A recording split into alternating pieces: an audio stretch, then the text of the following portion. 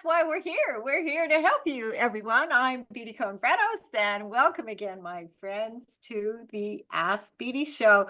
And I was just looking at the number of shows that I've actually hosted since 2013. It's amazing, and I gave myself a few little breaks here and there.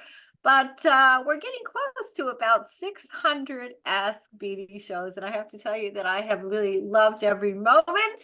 I love hearing from you. I love getting the emails and the comments, and we can debate. And for those of you who may be tuning in for the very first time and you're wondering, what is she talking about and who is Beatty Contreras? I am a psychotherapist and a sex therapist. Yes, one of those. And I am the author of the groundbreaking book on relationships. And it's interesting, I say this every single week. I only wish that I had had my book when I first began my own dating and relationship life. It really, really would have made things a lot easier for me as well. I'm also the advice columnist for Dance Papers in the Hamptons and in Palm Beach. I write 2 Ask Beatty columns a month. I think some of the best writing. I really, really do love writing these columns. And of course, they're in the magazines, and you can read the columns online. If you happen to be in the Hamptons or in Palm Beach, you can get the magazines. On top of all of this, people will say, you've kind of been able to sort of do your thing for all these years. I've been practicing now for over 35 years. And luckily, and I say luckily, I've been able to take the messages to national radio and television, and have been an expert guest on hundreds and hundreds of local, national television and radio shows. But I think of all the things, really and truly, I love doing it all, but I think of all the things that I really love the best is what goes on in my office with my patients. And when I think how many people, really thousands of people from every walk of life, people who've been single and married and divorced, people who've been in and out of prison, adolescents. And when I think about how, had I not gone into this field, I never, ever would have had the world experience that I've had, because I grew up in Winnipeg, Canada. I am Canadian, in an Orthodox Jewish home. So where in the world would have I ever had the opportunity to really have the experience? And it has been a real gift to go beyond the little world that I grew up in, and to meet people, with every conceivable kind of problem. And I'd like to think that I've been helpful, and I know that I have grown emotionally and spiritually as a human being. And I think that my ability to experience compassion and empathy for people who I normally would have never met in my personal life, it's really changed me. I think it's been a gift. So what is this show really all about? Well, I have to tell you that when I first met with Dr. Gary Null, who of course is the owner and founder of the Progressive Radio Network, we had talked about doing my usual call-in counseling radio talk show that I had done on many, many different networks.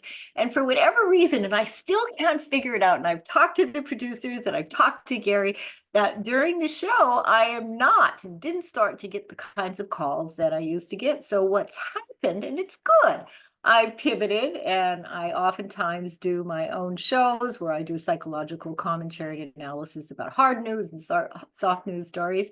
And then the guests that I don't just have guests who are here to promote their products or to promote their shows. The people who I have are really significant people in their fields. And if you've been listening to the shows over all these years, I'm sure you can really attest to the fact that the people who I have on the show as guests have really, really significant and important messages for all of us that we might not hear about, in our we probably wouldn't hear about in our regularly day-to-day lives.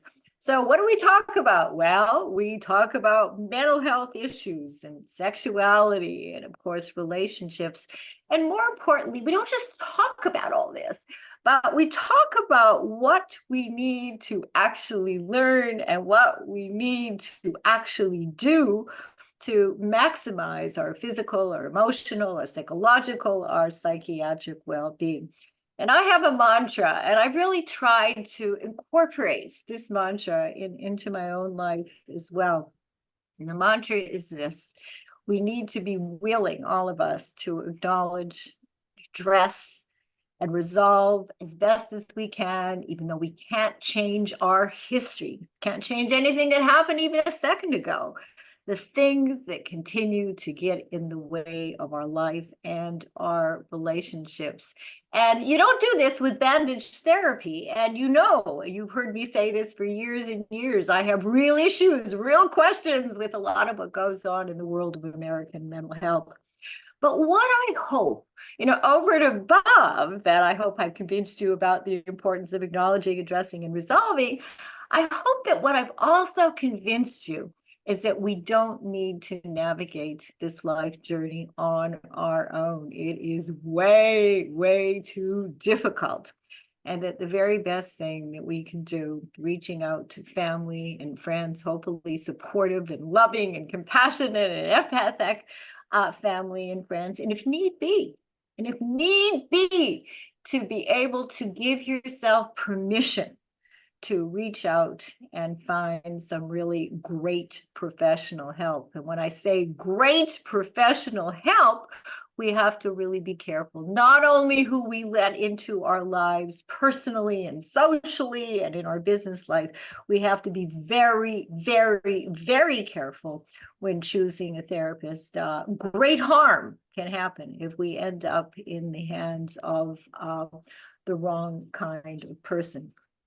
So before I introduce my guest, for those of you who know me and have been listening, you know that I have this How Are You Doing weekly segment.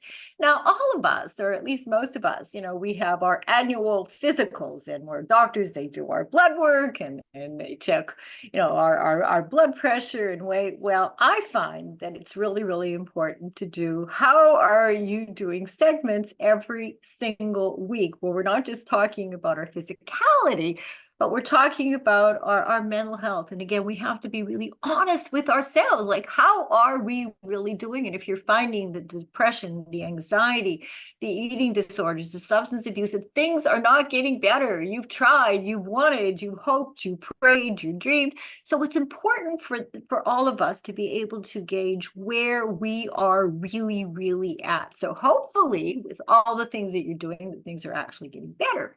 But if you're finding that they're not, if you're finding that you're really on a roller coaster ride, again, this is the time. And I think maybe this is the day when you can reach out and ask for good professional help. So that's mental health. And then we're also needing to, of course, talk about relationships. We are doing very, very, very badly in this country when it comes to our relationships. I say to my husband, Jim, who's a criminologist, sociologist, I think it's just amazing. There has never been as much talk in this country and probably around the world about relationships. We've never had so many self-help groups. We've never had so many coaches and relationship and love experts and therapists, and it goes on and on. And yet the reality is that we've got to be honest. And if we're looking at the divorce rate for first marriages, that's 48%. And that number hasn't changed in a long, long time. If we're looking at the divorce rate for second marriages, that number happens to be 67%. And then people will say, okay, we've messed up once, we didn't get it right twice. Surely, if we marry 3 or 4 or more times, that things are better. Well, my friends, the depressing statistic for third marriages happens to be between 71 and 72%. So you talk about, lessons to be learned. And I think it's not only really important that we are careful who we let into our lives, we really need to understand what it is that has to happen if we are ever going to, as I talk about, never make a mistake in love again, or seriously being able to find a healthy relationship, if that is what you want. Now, if you don't want it, that's okay too. But I've identified three things that, and I'll say just three things, but they're big things that people need to actually learn and do if they ever hope to have a successful relationship with anyone. So think about this in your life. If you're going out with somebody, or if you're in a relationship and things aren't working, again, you can't change what's happened, but things that you might consider wanting to do. The first thing, each of us needs to be in a good place emotionally, psychologically, psychiatrically. We need to be willing to work through our, what I call, skeletons in the closet and our unfinished business, stemming usually from our own families of origin. And there's a way to do this. And it doesn't necessarily take years and years and years, but we need to be, I used to say to my daughter, Jordana, all the time, that the relationship needs to be the icing on the cake. We need to be the cake. Okay. So if there are issues currently, past issues that are interfering with your relationships today, perhaps it's the unfinished business and those skeletons in the closet that you haven't been willing or haven't been able or didn't realize that you needed to do if you're ever going to have a successful relationship. Number two, again, despite all the talk in the media about relationships, what I find is that the majority of people have absolutely no idea what ingredients really go into a successful relationship. So we need to know what goes into it to be able to see whether or not the person, who we're meeting actually has the qualities, and whether or not we have what we need to bring into a relationship. And number three is my book. I did research with 450 people in the Boston, Providence, and Connecticut area. And I came up, and for people, again, who know me, I'm a very bottom line person. I have no patience with psychobabble. I have no patience with just talking a lot about theory that doesn't work. So I came up with this 10-step formula. And thousands of people around the world have used this formula. The book came out in 2000. The formula teaches you how to assess. It's not sexy, it's not romantic, it's not necessarily fun, but how to assess who's right for you and who's wrong for you before committing to any serious relationship. And the thing that's been so great about the formula is that it educates. It educates. I didn't know anything about this either when I first started many years ago in the world of relationships in my own personal life, but it educates, it empowers, and above all, it keeps people safe. Because the domestic violence figure, not only are there depressing statistics for divorce, but 3 women, and I've been saying this for years and years and years, 3 women every day are still getting murdered by their so-called intimate partner. And it's not about blaming, and it's not about judging. It's about, we need to get smart with ourselves and say, look, all of us, we have some work to do, and let's do the work. And if you do the work, it will change. It will change your life in the most amazing ways that you never could possibly dream about. And then moving along, if there are substance abuse issues, and I think we tend to make a lot of excuses. And if you're not sure whether or not you're on track, you may want to ask a good friend, an honest friend, or somebody who you really trust, whether or not, you are on the right path, even though you may have had a substance abuse issue for a number of years. And of course, our physical health. I hear people say all the time, well, someday I need to exercise. Someday I need to lose weight. Someday. Well, you know what? Some days they really catch up with us. And, not only do we need to nurture, and of course, this is about self-love. And, one of my other phrases is, living our life in ways that are really in our best interest. And we need to we need to self-monitor ourselves and make sure that we are really on the right path.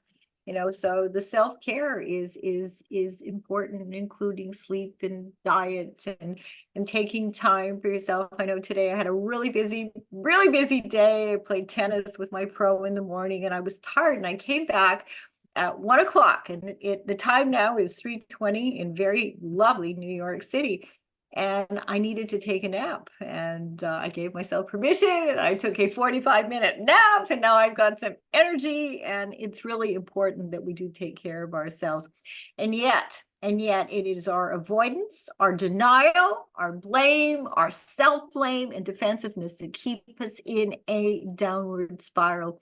And it takes a lot of courage. It takes a lot of honesty to be able to say I'm off track in my relationship, or with my mental health, or with my self-care, or with my substance abuse.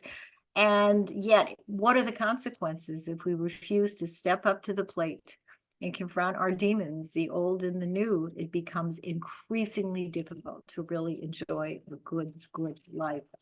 Well, I am so excited.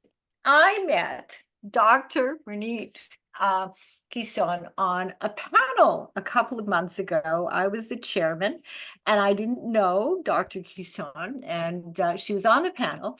One of her many areas of expertise is research that's going on in the world of psychedelics.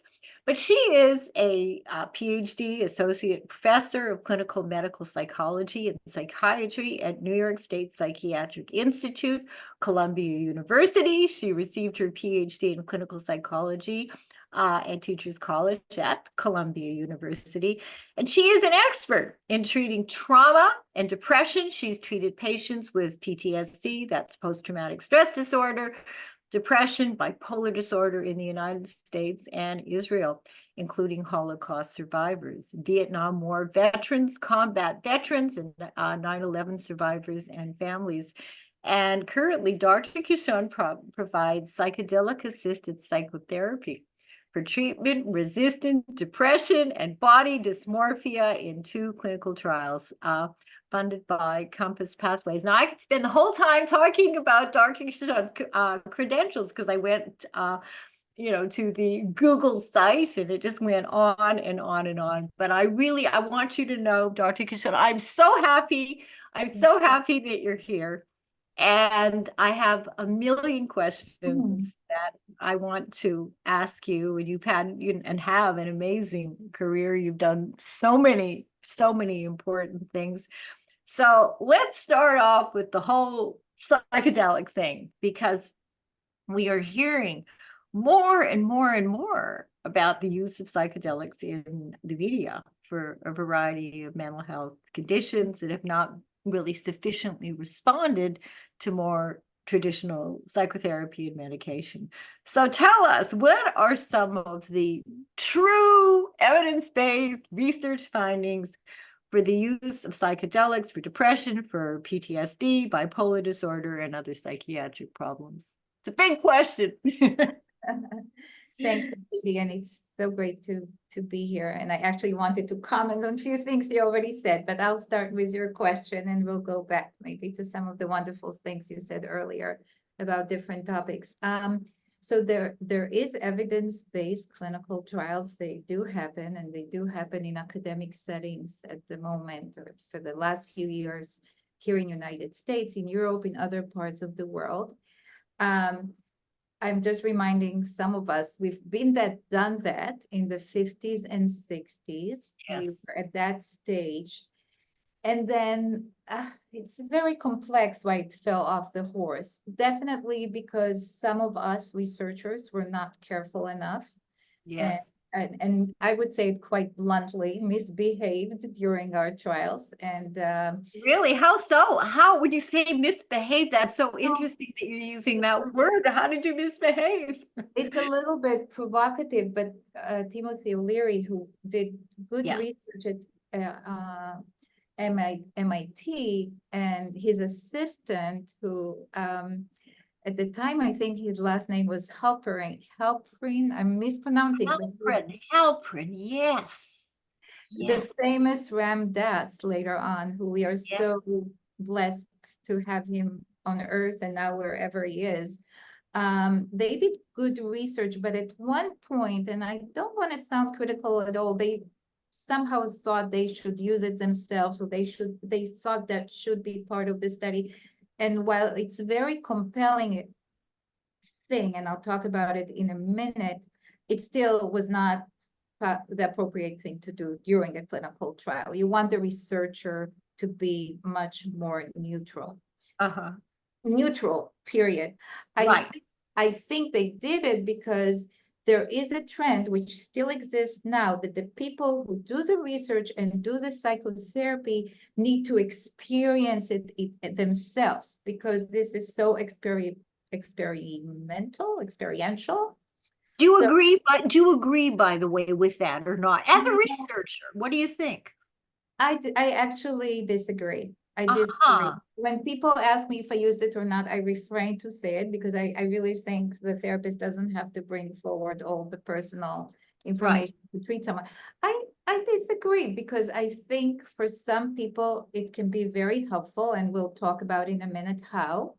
And for some people, it's not the right thing, and definitely not at the right time. They can still be wonderful therapists and they can still learn how to do it. I don't necessarily think they need to experience it, but I think I'm a minority these days. I think many of my colleagues might think that because it's so experiential, especially the more spiritual aspects of it, then maybe a therapist would best be at one point experiencing it or not. But my spiritual awakening happened without it, so I I don't agree with that.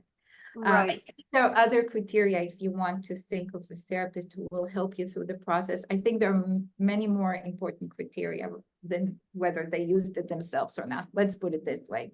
Right, right.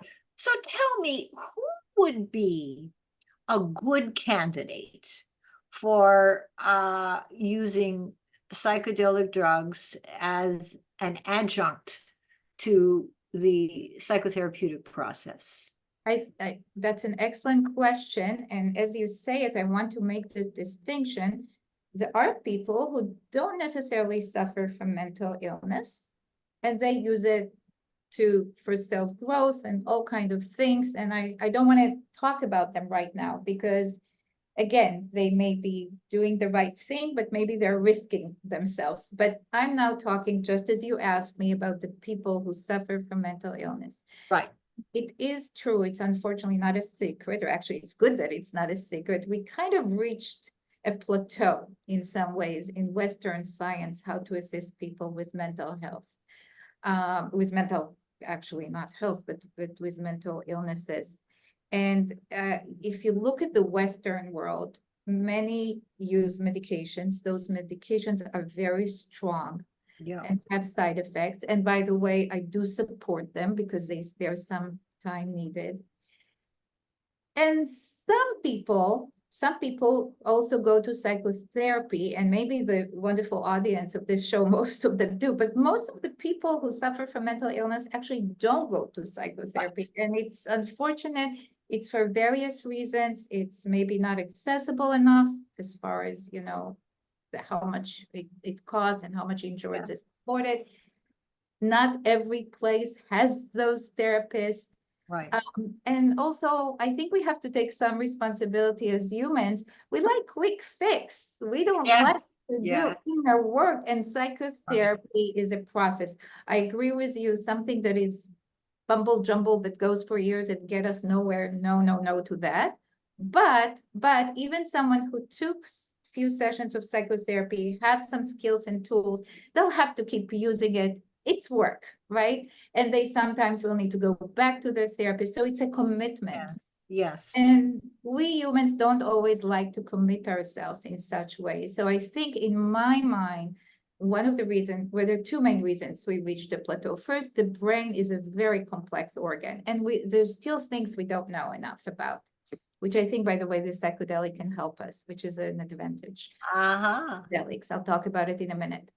So that's one thing. But the other issue is that I really think that we need to we need to be proactive, and we need to agree to if we have a mental illness, we need to agree to be in some type of psychotherapy. It doesn't have to be long. Sometimes it has to be very much adjusted to the human who comes into the door, which is not these days. It's Right. not, because as you may know, my dear Beatty, every therapist, they think their theory is the best, and that, Yes. and it's not so easy for our ego to refer people that we think could be helped better by others. So we need as therapists to work on that. But I really think there is not enough integration between medication and psychotherapy. Yes, When exactly. someone comes to a psychiatrist and says, I suffer from depression, I don't think, maybe, I'm just throwing numbers here, 20% of the psychiatrists will also tell them to go to psychotherapy. 80% will just give them the medications and that's it. And I think That number is shocking. And, for people who know me and listen to the show, they know that I say it the way I say it. I have been in New York now for 11 years. And I have tried desperately. I've always had a backup psychiatrist for my practice. I mean, that's just the way it needs to be.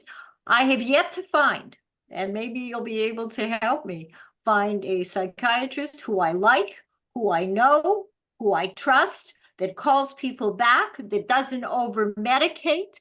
And I'm still at loose ends looking for a psychiatrist as a backup for my practice here in East Hampton, and I have failed in being able to find anybody. I believe you. Really, Yeah. if anyone knows this town is you, as far as mental health, and maybe more than just this town. I really believe you. I trust you. I know you're correct. I have to say, and I'm a little bit hurrah my institute, but I think because both psychiatrists and psychologists are doing research in our institute, there are open-minded psychiatrists who work in my institute, and I'll be happy to share with you some of them who would send, because the research shows that with mental illness, you need both. Absolutely. Never be tired to say it. And there are enough variety of psychotherapists to find the right one for a person, right? Because Right. some people don't like to talk that much. Some people like to do more things behaviorally. Some people do like to talk about their past. We have a wonderful variety of psychotherapists, and I just wish people would integrate it more. I'll go back to your question, if I Okay. may. So Yes. that plateau, and also I think that openness that is occurring in our lives these days to kind of reevaluate some of our how would I say it, prejudice about different things, right? About all kind of things, about cultures, about genders. So it also has happened in relation to drugs, right? And thinking maybe the people who take drugs are not just these nasty abusers, which of course I don't believe in this definition, but maybe they're looking for something. Maybe they need help. Maybe they're self-medicating themselves, And when you talk with people with addiction, you often see that they are trying to self-medicate. Yes. So of course, I would send them to a psychiatrist to get other medications that are not addictive, but it kind of got us back to look into why some people do use ecstasy and why some people keep using the shrooms, and like to kind of Right. listen to it in a less biased way, and or more neutral, positive way. And it does seem that those drugs, if used, of course, in a very safe way, and we still need to learn a lot about it, but they do provide two main things. I'm oversimplifying a lot of research here. First, they do make the brain, they kind of change for a certain period of time the wiring in the brain. And there are a lot of neurocognitive research that suggests that people with mental illness, their brain works in a very specific way. Right. Right. Is not an advantage to them. And in fact, the medications are an attempt to change that a little bit. Right. So when someone is exposed to psilocybin, which is the mushrooms, or the MDMA, which is ecstasy, and there's other things, other psychedelic drugs, and the brain seem to kind of behave differently, and also differently than when there are medications in it. The different parts that did not communicate before communicate with each other. There's something interesting and different that happens neurocognitively for a certain time, for a period. I think definitely 6 weeks. It could be more now. I'll have to, that's a number I should have. I would say a few more weeks even, or maybe even. Let me just ask you this. So with the changes, One more thing. okay, Because yeah. And then there seems to be a mind experience at the same time that can lead to insight and changes. I'm all yours listening to your next question. See, that was really going to be my question. So with some of the changes in the brain that you say will last maybe for about 6 weeks, you're saying that there is a different perspective, a more open kind of an awareness or self-awareness that can happen to the patient directly as a result of taking the psychedelics that did not happen previously prior to taking the drug. Yes, but there need to be few conditions for that. Okay. And what are And those? the person needs to be prepared for the psychedelic encounter. Why? Because the person, in order for this to happen, the brain, I believe the brain changes occur no matter what. But the mind changes are very important. And I'm not going to say which one is more. These days in science, we think sometimes we don't need to think of brain and mind. Maybe we should have a third definition of certain. Right. But the person needs to be prepared to go through the process, to lend themselves to the process in a proactive way, I would say, because there can be all kind of experience, and some of them are negative, some of them are frightening, some of them can be euphoric and wonderful, but the person kind of needs to come with an intention. I'll go through it. I'll open the doors inside me. And that is why also that the person needs to be escorted through it. Yes. So, right? So there is a therapist that needs to prepare the person to kind of be open. And we call it being proactive, because if you're just laying down there with denial, with I don't want to see too much, oh, this is scary, I'll try not to do it, you're missing a lot of the healing component. So you need to be prepared for that. You also cannot come with very clear expectations. I want to have a wonderful relationship with my husband afterwards. Well, how about you would like to get more insight and issues to work with or things to work with after? You see the difference after this experience. It's not like after this, I'll be the best wife. It's more, maybe after this experience, I'll learn more about myself so I can maybe improve my relationship. So you kind of need to come with the correct intentions that the therapist needs to help you define yourself for yourself. And there's something proactive about it. You cannot just be lying there just hoping that everything will change. That's not going to work. And so then, the therapist then, even before this experience, needs to prepare this. And you've said the therapist, so people need to hear it's very important to be with a therapist, a trained therapist, and not with your boyfriend or husband or best friend, which I hear many people are doing. They are not going through this process, in my view, in a safe way at all. I completely agree with you. And they may say, well, we just had it. We are healthy folks, have it for the fun of it. Well, first of all, let me remind all of us, most of us are not so healthy. Right. And I put myself in it. I mean, maybe some of us don't have a chronic mental illness, but right. Most of us are not that healthy. And we need to be, in my mind, very careful when we go to those experiences. And this is a little bit kind of trying to say something to the healthy ones who go to the forest and just lend themselves to it. I'm much more careful about that. Yes, you need guidance. You need guidance. And by the way, I want to be fair, even in some of those retreats, when you come with your boyfriend and all that, there are guides. I don't know what to say about them because I haven't met them. Right. I think what we call the underground world, because the psychedelics since Nixon were not approved, right? But there is still the whole group of therapists and guides and all kinds of that have been doing the work, and many of them claim that they know what they're doing. And I don't say anything. I mean, maybe some of them really do, and maybe some of them don't. Definitely someone with mental problems should be very careful, should come to the more I would say scientific institutions should watch carefully the research that is going on. The findings are still mixed, although that we can be positive about them, but they're still mixed. Right. Yeah. I had a patient, and I wanted to ask you about psychedelics and repressed memory. And for people who aren't, aware of our lingo, I had a patient who had a couple of psychedelic experiences, not with a therapist. It was actually with her husband, and came out of, there had been some question of sexual abuse when she was a child, and it was very unclear what it did, it didn't, was it misconstrued.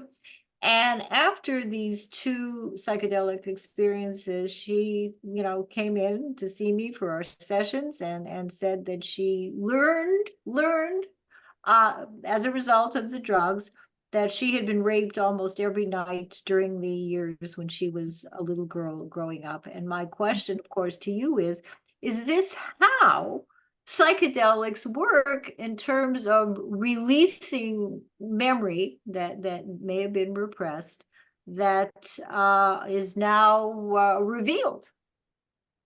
I've seen that happens. Most of the research right now is more focusing about the brain processes, and also to see that it's safe, that people are not getting worse, in their symptoms. All these very interesting things, like what you've just told me about this individual of retrieving a memory, and that's a very a horrible one, although maybe necessary so she can process it. I've seen that as a clinician in the trials. I saw this happening. I don't know enough what to say about it. Does it happen to people that gone through something so often, or, it's also, this experience takes us to the past, but it also takes us to all kind of realms which we didn't even know that existed, and there are spiritual realms. So I think it can do that. Some people who might oppose me will say, well, you don't know, maybe it's kind of does all, you have so many movies in your head that, Right. you kind of came up with it because there was so much going on. I think the best thing would do is what she did, is to come to a therapist afterwards that she trusts, and to start working on it, and to see where it leads her. Right. But I mean, I would trust someone who comes to me with that information completely. right. This, so many questions. And, last year, as a consultation, I contacted somebody who Dr. Carl Hart, who is a world-renowned researcher, very close friend of myself and my husband. And I posed this very question to Dr. Hart. And we were on the phone, and he said, absolutely not.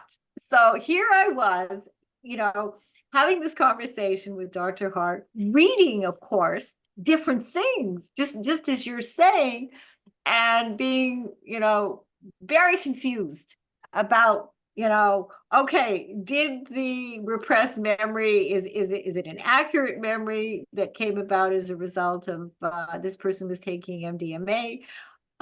What to make of it? And we never quite, of course, came to any definitive conclusion. And she believes that she was raped multiple times during her childhood. And I mean, how does one debate that? I mean, that was the experience that she came to be, in her words, that she came to be aware of as a result of taking the drug. I always, whether the person is, takes psychedelic drug or not, whatever is inside them and they express to me, I respect and value to the extent that that's what's inside them. And with that, I need to move to help them, right? Right. To me, the interesting question would be, or one of the interesting questions, is this realization is helping her to move forward.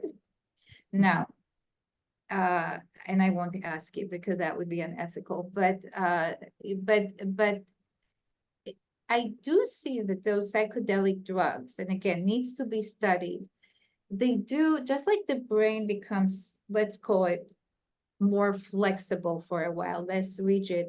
I do see that people seem to have more psychological abilities for a certain period. I see people that before the psychedelic, I met them and they seem to be very shut down and not smiling and not looking directly at my eyes. And afterwards, they're a little bit more open. They look at my eyes, when we talk. So I've seen, and that's really what my research is about, is the psychological changes that occur as a result, not just the brain one. And to me, the big question would be, okay, this is the realization that you have, and assuming that if this lady took MDMA, it in my Yes. mind, maybe helped you kind of become more, your psychological skills, at least for a while, are more at the peak.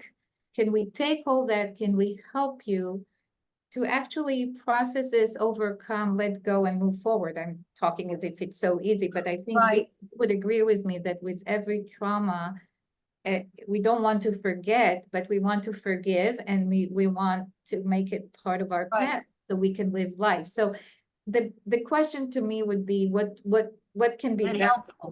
Was Yeah. it helpful? And what's interesting again with this patient is that did not happen. That it freed her up to be able to really move forward. In fact, what happened, and I work with families, so, and I also have this perspective about how individual psychotherapy in certain circumstances can be very, very dangerous, particularly when you're dealing with family issues and trauma and systemic kinds of things. So what I did in this particular situation, and she agreed, is that there was family involvement. And it was very interesting to meet the parents and to go back and look at, were there any signs or symptoms or worries or concerns when your daughter was growing up that would have led you to believe that anything at all was what was off. And these parents, very savvy, I mean, shocked to hear what the revelations were as a result of the psychedelic use. And they said, and these were not people, in my view, I worked with them a little bit, that needed to be in denial about the history. That was just not the way it was. And what has happened as a result is that there has been more and more and more estrangement. And she has not been able, I work with her on a weekly basis, and we're trying to, now what's the next chapter going to read like? What are you going to do? But that the psychedelic and the healers and the spirituality and different things that this woman is also doing have actually stunted her ability to move forward. And she continues to want to take more MDMA. Oh, that's so worrisome. Yes. That's very, I'm very Yeah. upset for her to hear that. I would definitely, I think after such an experience, you really want to hold off and allow yourself to process and do what you need to do. I mean, it's definitely, and that really leads me to my next point. You do not want to be engaged with psychedelic time after time after time, and it's a very immense and intense encounter between us, the human, our brain, our minds, our history, and that drug. And we need to really afterwards, there's a lot to process. There is a lot to process. And actually, if there is not too much to process, that means to me the person needs more preparation before. It doesn't mean to me, oh, then let's just do it again. Actually, no. Because what it may mean, and again, I'm speculating, I still don't have evidence, but I see it as a relationship that occurs between the person and the drug. Those drug actually these plants are very interesting. And as you know, and I'm sure most of the audience knows, that, they've been used for thousands of years by humans Yes. for spiritual thing, all kind of things. So I think if a person engages with this and nothing comes out, that to me means that the person is so locked and so Aha. protect themselves from that intense encounter that I would urge them to do much more inner work before they come back to it. Do you see what I mean? So Yes. I Yeah. I I am actually, out of respect to those plants, I am very careful, Right. how we want to use it. And definitely we need to be doing more research. But How many trips are too many? that's it's a great question. I don't think I'm an expert on that. I would say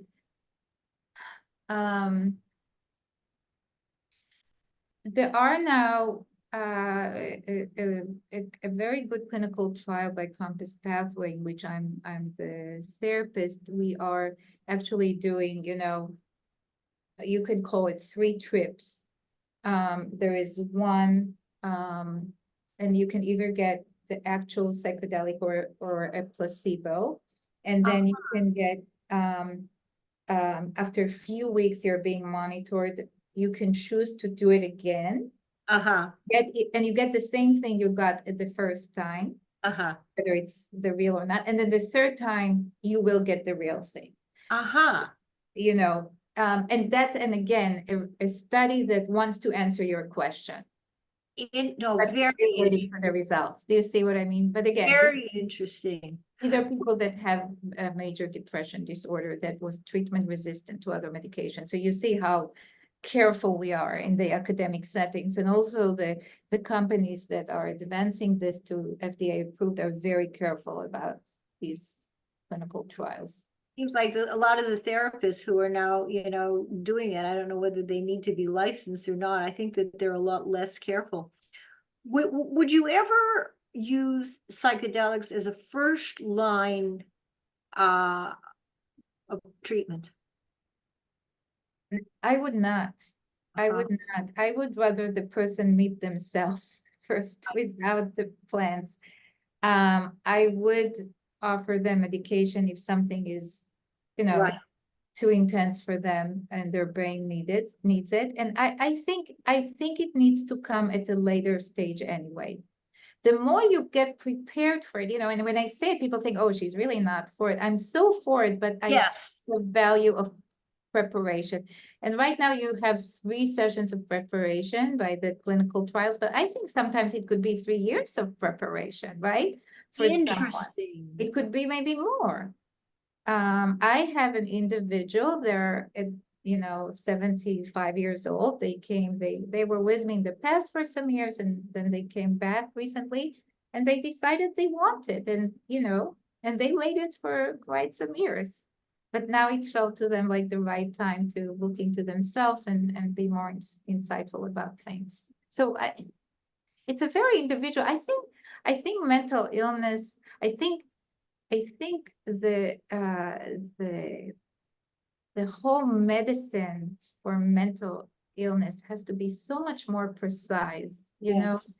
It needs to be very individual. I know we need research and statistics and to get some sense, but every person, and Beatty, you will be the first to agree with me, is different.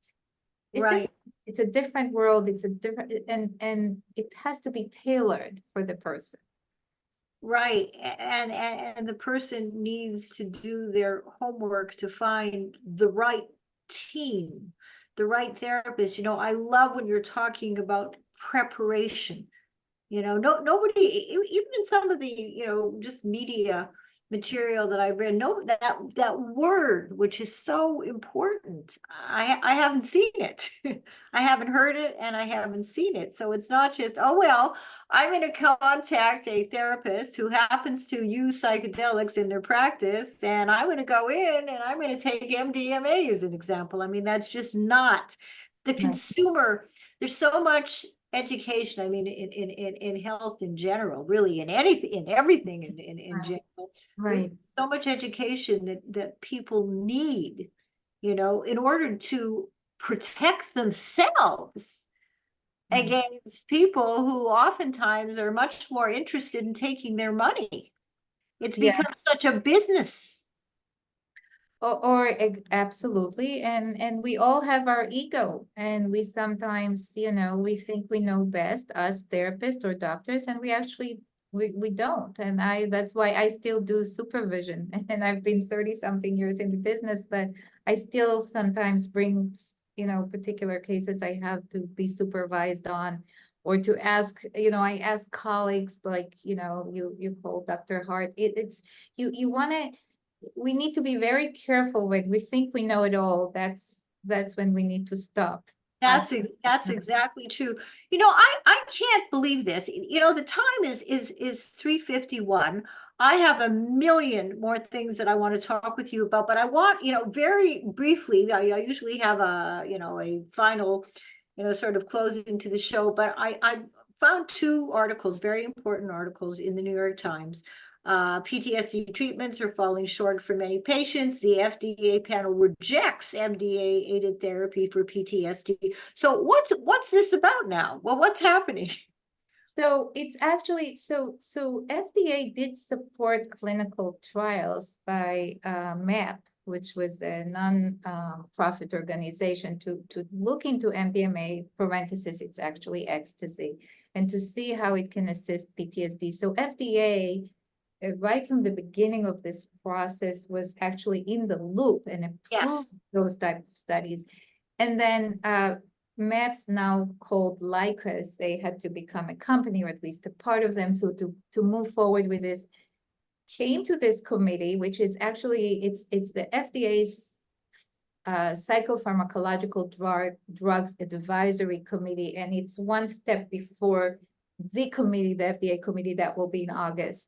Right. And it was kind of surprising. I mean, we didn't expect it, since FDA is so involved in the clinical research that is being done. So I have to say, it caught us off guard. So I think it was 9 people voted against it and 2 people voted for it. There were a few issues, and I'll try to be very short. First of all, they claimed that these clinical trials, the participant cannot be completely blinded. In other clinical trials, you get a medication and you get another medication that is not being tested, and the person doesn't know. Here, the people, they can take a guess if they received it or not. We can't really find something that is completely the same. Sometimes they take a guess and they're wrong. I just want to say it in parentheses. So that was one point. The other, they said that the 40% of the people who participated in the research that was brought to their attention already took MDMA in the past, and they were curious if it was successful because these people were already exposed to it and like it and all that. Right. And because the findings were, by the way, for phase 3 clinical trials of MDMA, I don't have enough time to explain what phase 3 is, that 2/3 after a few weeks were not receiving any more the PTSD diagnosis, which is quite huge. You know how sticky, unfortunately, and forgive me for this use of word, but PTSD. Absolutely. The other thing was, and that's an interesting one, was the role of psychotherapy. FDA said, well, the psychotherapy is so integrated in it. Maybe the psychotherapy is helping, and we don't have any way to assess it. This is the one I least liked, because FDA, it's time that, I understand you cannot assess psychotherapy, but these drugs must have some psychotherapy support. And I wish you will be more open-minded. So actually, this one I less liked. And the other thing that they were still concerned, and maybe they have a point, that these people, I mean, ecstasy, MDMA, can be addictive, sorry. Oh, is that true? It can be. It can be. So I don't know. So I was surprised. I would like it to be approved by the FDA at one point, because then we can do more research. At the same time, another part of me was actually, I don't want to say happy, but content that it's not like immediately, like I feel I'm back and forth between very much wanting this to be part of mental health, those medications, and at the same time, I don't like what I see around. I don't like the euphoria. I don't like that some states already legalized it, and I don't even have a way to think what's going, So I'm kind of saying maybe we need it in, by the divine. I kind of wanted to give us the divine, wanted to kind of give us a little bit, take it slower, do more research. Right. I mean, that to me, that makes complete sense, just reading the, analysis of what the, FDA panel had to say. I mean, to me, it sounds, and of course, this is hardly my area of expertise, that we need to find out more. And that's one of the things that I really admire and respect and love about you, is your carefulness in all of this. It's just, you're not just saying, yes, this is the be all and end all, and if the meds don't work, then this is what you absolutely need to do. Listen, we need to continue this conversation. The only problem is that the time is almost up. Now, the show, of course, is going to be on the Progressive Radio Network archives, and I do a little description, so people are going to be able to find you and all your contact information, so that if anybody wants to find out more, if they want to contact you for therapy or anything having to do with mental health, all your contact information is going to be there. So listen, I want to thank you so much, for coming on the show. And of course, our conversations are definitely going to continue.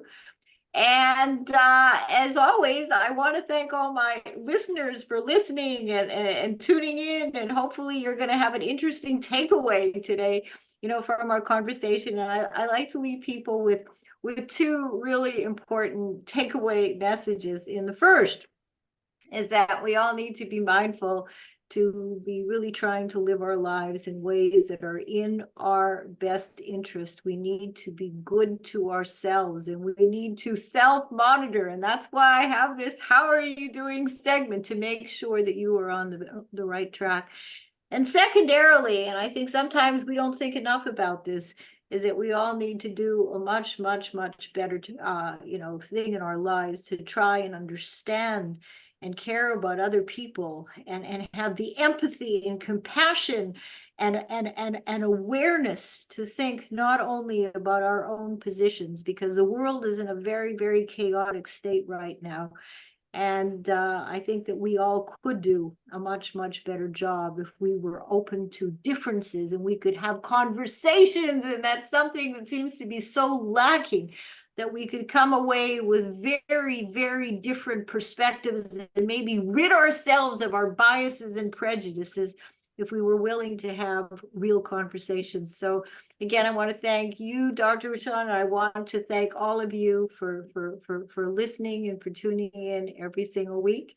And I will talk with you next week and every Monday from 3 p.m. to 4 p.m. Eastern Standard Time. So have a really good rest of the day. Be good to yourself, be good to others, take care, and we'll talk next week. Bye-bye, everybody.